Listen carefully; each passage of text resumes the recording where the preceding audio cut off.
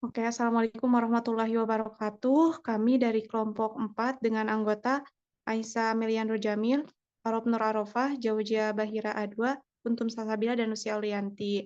Nah, di sini kami akan mempresentasikan hasil praktikum yang berjudul Protein, Penentuan kadar protein pada tepung ampas kelapa. Di mana ada tujuan percobaan, satu, mengidentifikasi proses pembuatan tepung dari ampas kelapa, kedua, mengidentifikasi adanya protein pada tepung ampas kelapa melalui uji kualitatif atau uji Biuret, yang ketiga, mengidentifikasi kadar protein dalam tepung ampas kelapa melalui uji kuantitatif metode titrasi formol. Nah, di mana ada hasil pengamatan? Yang pertama, pembuatan tepung ampas kelapa. Satu, menimbang ampas kelapa, di mana ampas kelapa ini padatan putih kekuningan dengan massa 127 gram. Yang kedua, menambahkan air bersih ke dalam gelas kimia berisi ampas kelapa. H2O ini tuh cairan tak berwarna dan tak berbau, di mana sampel A dengan volume 250 ml, satu kali pemerasan, sampel B volume 500 mili, 2 kali pemerasan, sampel C 750 mili, 3 kali pemerasan. Yang ketiga, masukkan ampas kelapa ke loyang. Nah, masing-masing ampas kelapa dimasukkan ke dalam loyang.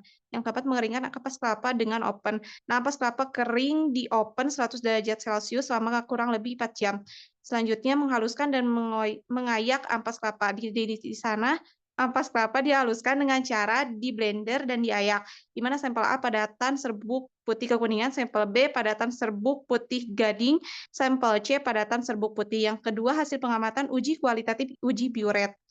Yang pertama, menimbang sampel dan memasukkan ke dalam gelas kimia. Nah, tepung ampas kelapa ini tuh padatan serbuk dengan massa 1 gram. Yang kedua, melarutkan sampel dengan Aquades dan mengaduknya, di mana Aquades ini cairan tidak berwarna dengan volume 10 mili. Sampel ini tidak larut sempurna sehingga larutannya keruh. Yang ketiga, mengukur larutan sampel dan memasukkan ke dalam tabung reaksi. Di sini sampel itu larutan putih dan terdapat endapan dengan volume 3 mili. Selanjutnya, menambahkan NaOH 2,5 molar dan menghomogenkannya. Di sini NaOH itu larutan tidak berwarna dengan volume 1 mili, di mana untuk masing-masing sampel. Nah, di mana hasilnya larutan belum ada perubahan. Selanjutnya, menambahkan CuSO4 0,01 molar dan dihomogenkan.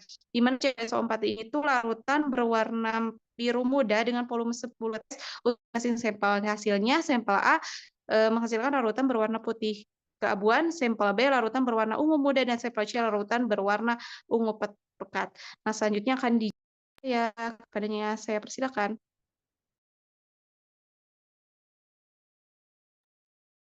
Baik, selanjutnya hasil pengamatan titrasi formol. Yang pertama, perlakuannya menimbang sampel dan memasukkannya ke dalam gelas kimia. Sampel A, padatan serbuk putih kekuningan, massa 1 gram. Sampel B, padatan serbuk putih gading, massa 1 gram. Dan sampel C, padatan serbuk putih, massa 1 gram. Kemudian memasukkan Aquades ke dalam gelas kimia. H2O, cairan tak berwarna dan tak berbau, volume 10 mili ke masing-masing sampel. Sampel A, B, dan C larutan menjadi keruh. Kemudian mengukur sampel dan dimasukkan ke dalam Erlenmeyer. Sampel A, B, dan C larutan keruh. Kemudian menambahkan Aquades 20 mili ke dalam labu Erlenmeyer. H2O cairan tak berwarna dan tak berbau, volume 20 mili ke masing-masing sampel. Kemudian menambahkan kalium oksalat dan mengocoknya sebentar hingga tercampur. Kalium oksalat larutan tak berwarna, volumenya 0,4 mili masing-masing ke masing-masing sampel. Semua sampel belum ada perubahan, tetap keruh. Kemudian menambahkan indikator PP dan mendiamkannya. Indikator PP larutan tak berwarna, volume 3 tetes masing-masing sampel. Sampel didiamkan selama 22 menit. Kemudian mentitrasi dengan NaOH 0,1 N hingga TAT tercapai. NaOH ini larutan tak berwarna, TAT tercapai. Sampel A larutan berwarna merah muda, sampel B larutan berwarna agak ungu, sampel C larutan berwarna merah muda. Kemudian menambahkan formaldehid, larutan tak berwarna, volume 2 mili ke masing-masing sampel. Sampel A, B, dan C larutannya menjadi tidak berwarna. Kemudian mentitrasi kembali hingga TAT tercapai. Sampel A larutan berwarna merah muda dengan volume NaOH 0,7 mili. Kemudian sampel B larutan berwarna agak ungu dengan volume NaOH 0,6 mili. Dan sampel C larutan berwarna merah muda dengan volume NaOH 0,4 mili. TAT tercapai. Selanjutnya, ada titrasi blanko. Perlakuan yang pertama itu memasukkan Aquades ke dalam labu Erlenmeyer. H2O itu cairan tak berwarna dan tak berbau, volume 20 ml, kemudian menambahkan kalium oksalat dan mengocoknya sebentar hingga tercampur. Kalium oksalat ini larutan tak berwarna volume 0,4 ml. Larutan belum ada perubahan tetap tak berwarna. Kemudian menambahkan indikator PP. Indikator PP ini larutan tak berwarna volume 3 tetes larutan tetap tak berwarna. Kemudian menambahkan formaldehid. Formaldehid larutan tak berwarna volume 2 ml dan larutan belum ada perubahan. Kemudian mentitrasi dengan NaOH 0,1 N hingga TAT tercapai. NaOH ini larutan tak berwarna. TAT tercapai larutan berwarna ungu. Sampel A dan C volumenya 0,3 ml dan untuk sampel B blankonya 0,5 ml. Di sini ada dokumentasi hasil titrasi formol, yaitu ada sampel A dengan larutan berwarna merah muda, sampel B larutan agak ungu, dan sampel C larutan warna merah muda. Kemudian ada hasil blanko dengan larutan berwarna ungu. Sekian dari eh, saya berikan ke teman saya selanjutnya.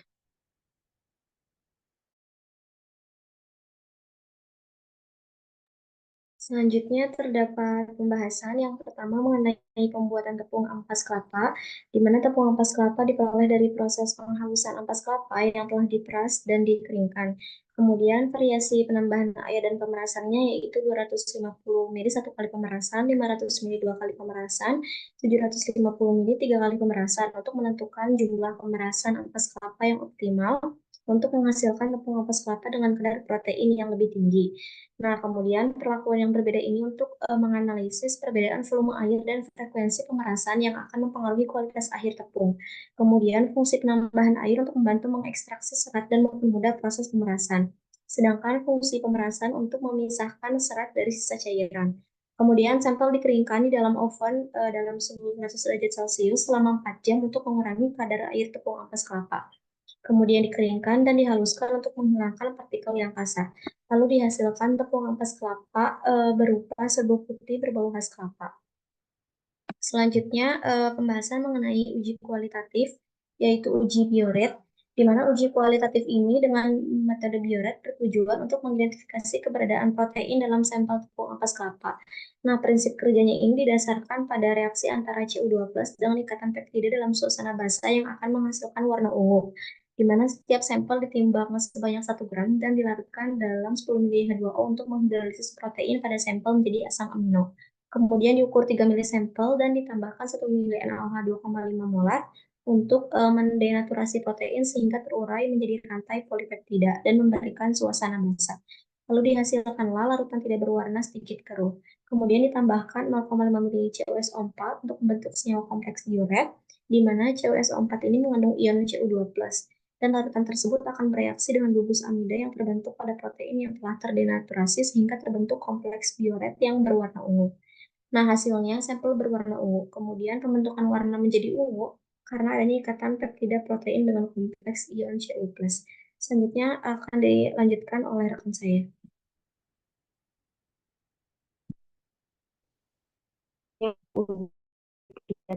Formol. Titrasi formol ini adalah metode penetapan asam amino dengan penambahan formaldehid untuk menghilangkan kebasahan gugus amino. Nah, formaldehid ini bereaksi dengan gugus amino bebas dalam protein untuk membentuk senyawa N-metilol yang stabil. Reaksi ini kan amonia bebas formaldehid larut NaOH untuk membentuk air berlok.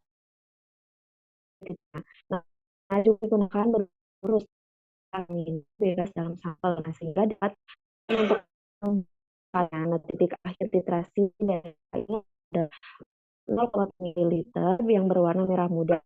R-nya adalah 0,6 ml berwarna agak ungu dan sampel C ini adalah 0,4 ml berwarna merah muda. Nah, kemudian dihitung kadar proteinnya dari 50% dan 6%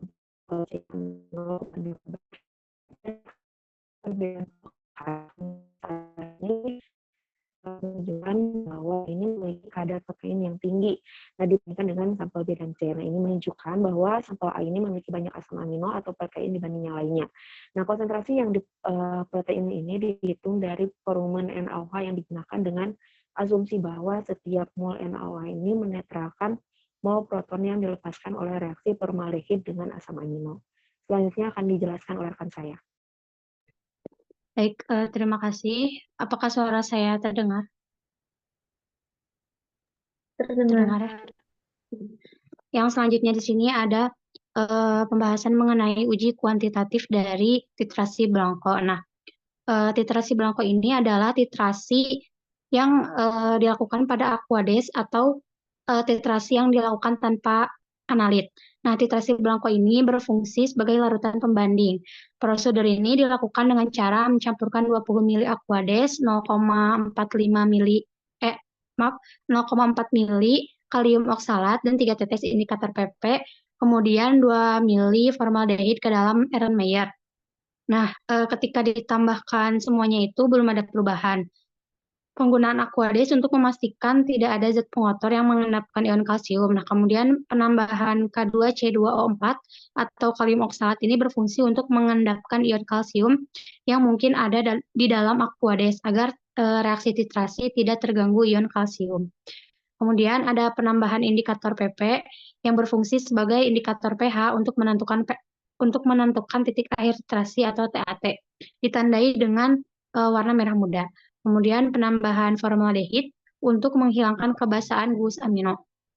Selanjutnya dititrasi dengan NaOH 0,1 normal hingga TAT yang ditandai dengan larutan berwarna merah muda. Nah, menggunakan NaOH-nya ini berfungsi sebagai titran atau larutan yang untuk menitrasi gitu. Kemudian volume titrasi Blanco pada sampel ABC secara berturut-turut adalah 0,3 mili, 0,5 mili, dan 0,3 mili. Selanjutnya saya serahkan kepada moderator. Terima kasih kepada semuanya. Terima kasih kami dari kelompok 4. Mohon maaf bila ada kesalahan. Wassalamualaikum warahmatullahi wabarakatuh.